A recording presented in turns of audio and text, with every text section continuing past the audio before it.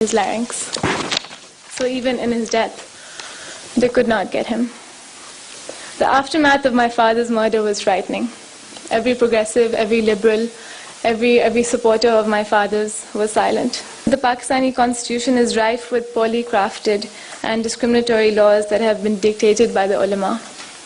These laws allow others to label, whether you're a good Muslim or not.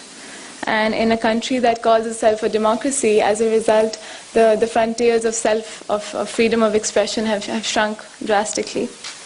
Dissent and debate is stifled, rivals are harassed, and violence is legitimized. The blasphemy laws is obviously one example, but another example would be that, as you had mentioned, that Ahmadi Muslims were declared heretics by the state in 1970. The Pakistani constitution forbids them from calling themselves Muslims or from calling their places of worship mosques. They're disenfranchised and they're persecuted on a daily basis.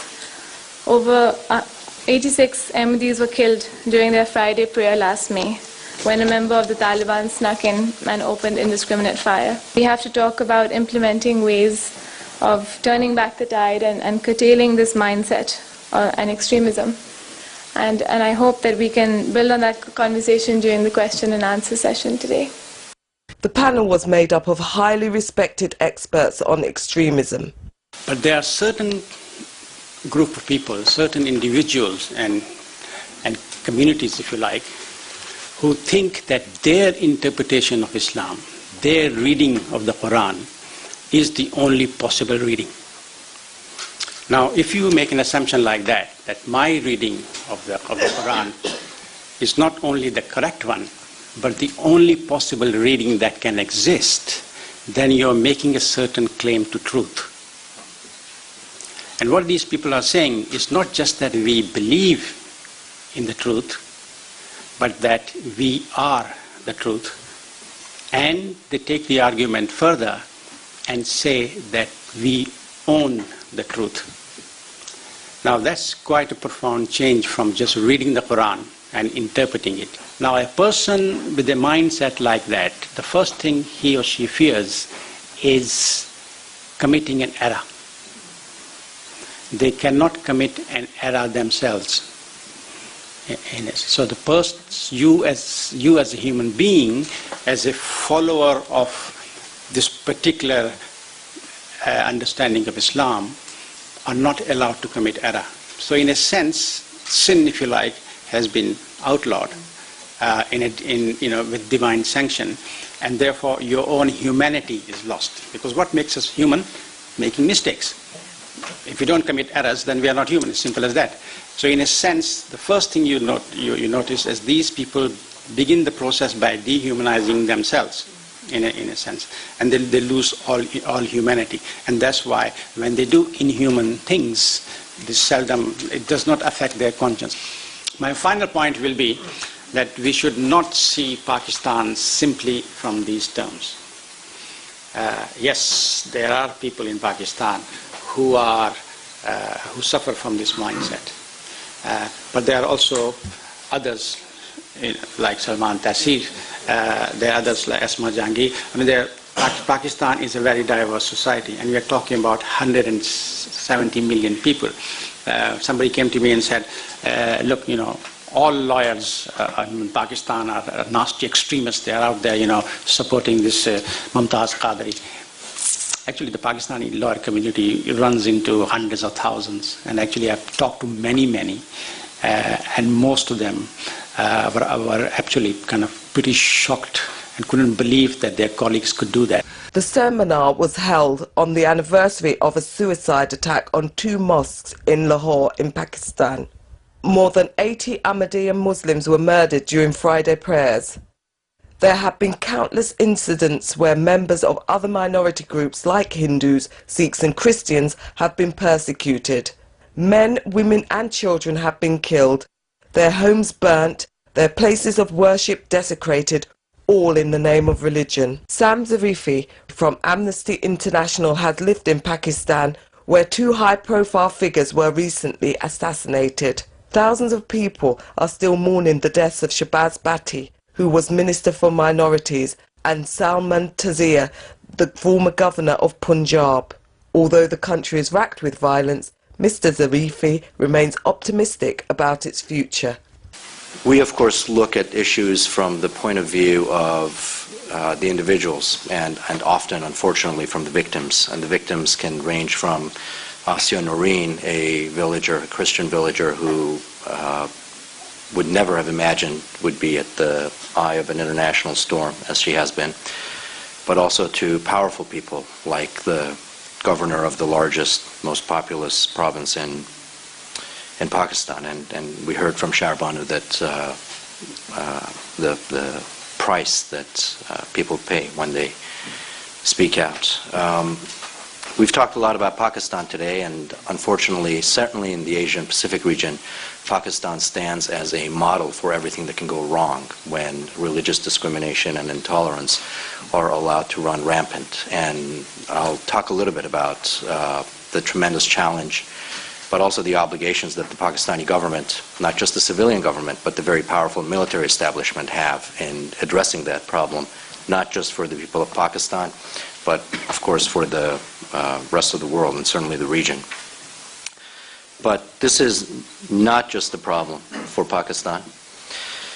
And notwithstanding the name of this session today, In the Name of God, the problem of discrimination against religious minority is also not just a problem, not just a violation perpetrated in the name of God. In fact, in places, it's not just theistic religions, but also Hinduism, Buddhism, that we've seen problems of religious discrimination, or in some cases even where it's a validly secular government, like the Chinese government, that has been targeting Christian groups, Muslim groups. I raised the issue of Indonesia because when I was there and I had a chance to speak with not just the government, but with the very large Muslim groups there, the Nahdlatul Ulama and the Muhammadiyah, which are, I believe, actually the largest Muslim groups in the world. It was illuminating and hopeful to see both of those groups disavowing the violence and pointing out that this had nothing to do with the religion and the beliefs that they professed. So where does this come from? And Mr. Sardar spoke about the desire to monopolize the truth or not. But certainly in our view, this tends to be a political problem. And international law views it not in terms of a monopoly on truth or which religion is correct and which is not, but rather simply in terms of protection for the right of individuals to profess their religion or in fact their non-religion. So under international law, Article 18 of the International Covenant on Civil and Political Rights is quite clear in protecting theistic, non-theistic, and atheistic beliefs, as well as the right not to profess any religion or belief. That's an important concept. The right to religious freedom is captured under international law. It's non-derogable. Under no conditions, whether it's war, whether it's a condition of a national emergency, can the right to religious freedom be abridged. It's one of the few rights that has that privilege. So what is it that can be done? Again, we effectively look to the governments. Certainly discriminatory laws like the law that on the status of the Ahmadis in Pakistan are simply in violation of Pakistan's human rights obligations and need to be taken care of. We've seen, unfortunately, in Indonesia in the last couple of years efforts to put legislation that also effectively deals with the status of Ahmadis as somewhat separate, as something separate. And it's in those cases where it's justified as protection for the Ahmadis. The argument in Indonesia was that if we could just get the Ahmadis to admit that they're not Muslims, everybody would stop attacking them. At the time, it was pointed out that this would very likely result in escalation of attacks against the Ahmadi communities. In fact, that's exactly what happened. When the civilian government of President Zardari and Prime Minister Gilani took over, and especially in 2009, we'd heard some positive signs. There was a declaration that the government would begin to look at the issue of religious discrimination, that the government would start looking at the very problematic blasphemy laws, which are not just problematic on their face, because blasphemy laws are discriminatory and as such stand against international law, but of course in Pakistan this law is very poorly conceived and even worse implemented. It is frequently used spuriously on land disputes. It's brought on the basis of almost no evidence. And these are things that the Pakistani government itself has pointed out, that the Council of Islamic Ideology has pointed out. And so we had hoped that we would start seeing some positive developments on this. It's going to be very difficult, and it will certainly require the assistance of Pakistan's friends and allies in the international community, but it is absolutely essential that this has to happen for the people of Pakistan, who I think now, as Sharbanu pointed out, and as Mr. Sardar pointed out, recognize that they are facing the abyss, and that what happens to Pakistan has tremendous ramifications, not just for the large Pakistani British community in the UK, but for the entire region and frankly for the whole world. So Amnesty International is looking at the Pakistani government and other governments in the region very simply to fulfill their obligations under international law to avoid religious discrimination and protect the rights of religious minorities. I simply, I think, having been invited to speak, wanted to try and give a little bit of my own perspective and been asked specifically to look at the impact of extremism in the United Kingdom. I think the starting point we've always got to remember is that I don't think that religious extremism in this country is something new. Just outside this room there is a statue to Oliver Cromwell. And Oliver Cromwell famously had to deal with difficult religious extremists. During the course of that period in 1647 to 49, not always easy for him, and indeed he used authoritarian methods and shot some of them.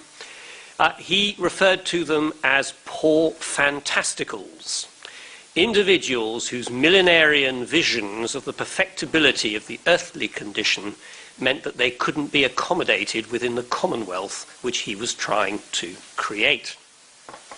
I suppose one of the features of living in Britain, however, is that if you look on a sort of 500-year span of history, we have rather extraordinarily succeeded in moving from an autocracy underpinned by a very strict religious orthodoxy before the Reformation to the situation which we now enjoy today, which of course is one of the reasons why so many of you, whose origins may come from other cultures and religions, have been able to find a home here amongst us. I have to say my own experience is the tiny minority is surrounded by a bigger group of individuals who are certainly not willing to speak up against it, and in many cases have attitudes, particularly on the issue of compulsion in religion, which in fact fuels that development, because it fuels the justification for anger. I think the other problem we have in British society, which is perhaps something of a novelty, is that modern life is in some ways, although for some people it may be difficult, but modern life in some ways allows individuals to lead astonishingly compartmentalized lives, whilst at the same time communicating only with those of a like mind. The development of the internet allows somebody to sit in a room in this country, to have very little interaction with their neighbours, but to be drip-fed a diet of hatred based on theories and attitudes that originate from far away. How then should we respond to this problem? I always say I think the first thing we need is a good sense of humour. This may sound odd, particularly in the circumstances of the tragedies we've had to contemplate in today's meeting, including mass murder and the